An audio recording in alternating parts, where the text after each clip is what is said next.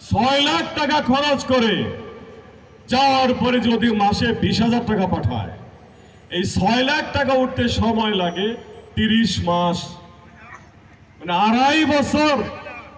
2.5 বছরে আমাদের যে ভাইটা গেল 6 লাখ টাকা খরচ করে, 2.5 বছরে সে শুধু মূল টাকাটা উঠায়, ইন্টারেস্টটা ওঠে না।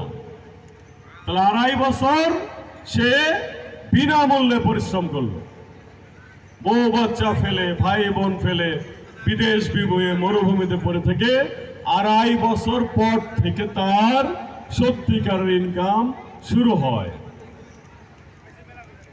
অথচ যদি আমরা এই ছেলেটাকে শুধুমাত্র একটা বাবুর্চির প্রশিক্ষণ দিতাম 1 থেকে 1.5 বছর, সাথে হালকা হালকা আরবি ভাষাটা শিখাই দিতাম,